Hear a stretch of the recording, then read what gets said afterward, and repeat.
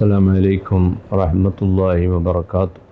പ്രിയപ്പെട്ട സഹോദരന്മാരെ, സഹോദരികളെ, ബന്ധപ്പെടുന്ന എല്ലാ മേഖലകളും വിജയിപ്പിച്ചെടുക്കാൻ സാധിക്കുകയാണ് ഒരു മനുഷ്യൻ്റെ ഏറ്റവും വലിയ ഗുണം.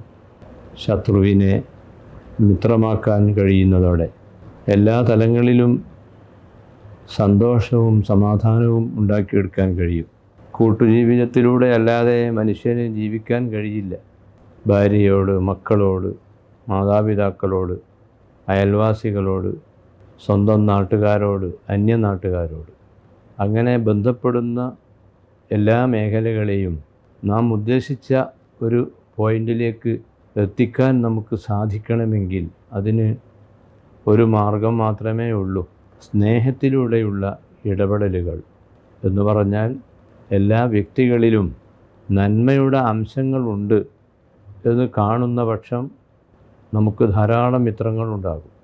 ഹദീസിൻ്റെ ഒരു വചനത്തിൽ കാണാം, തിരുനബി സല്ലല്ലാഹു അലൈഹി വസല്ലം പറഞ്ഞു, ലാ തഹ്ഖിറന്ന മിനൽ മഅറൂഫി ഷൈഅൻ.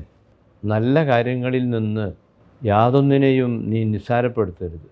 നല്ല കാര്യങ്ങൾ എല്ലാ വ്യക്തികളിലും ഒരംശമെങ്കിലും ഉണ്ട് എന്നതാണ് യാഥാർത്ഥ്യം.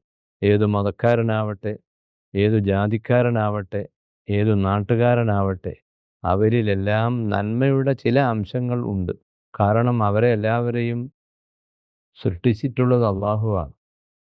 അള്ളാഹുവിൻ്റെ കയ്യൊപ്പില്ലാത്ത ഒരു സൃഷ്ടിയുമില്ല. ചരാചരങ്ങളിലെല്ലാം അതുണ്ട്. ഒരു നന്മയെ പരിഗണിച്ചുകൊണ്ടുള്ള ഒരു സമീപനത്തിലേക്ക് കടന്നു വരുന്നതോടുകൂടി ലോകത്തുള്ള എല്ലാവരും നമ്മുടെ സുഹൃത്തുക്കളായി മാറും. നിന്റെ പെരുമാറ്റത്തിലൂടെ ശത്രുതയുടെ അംശങ്ങൾ ഇല്ലാതെയാക്കി സൗഹൃദം വളർത്തിയെടുക്കാൻ സാധിക്കുന്ന പക്ഷം എല്ലാ രംഗത്തും വിജയിക്കാൻ കഴിയും എന്നതാണ് ഇതിൽ നിന്നും നമുക്ക് ലഭിക്കുന്ന പാഠം. നിരാശപ്പെടേണ്ട ഒരാവശ്യവുമില്ല എന്നർത്ഥം. ടെൻഷൻ ഉണ്ടാകേണ്ട ഒരു കാര്യവുമില്ല. നാം നിങ്ങളോടുള്ള സമീപനത്തിൽ ഈ ഒരു ശൈലി സ്വീകരിക്കുമ്പോൾ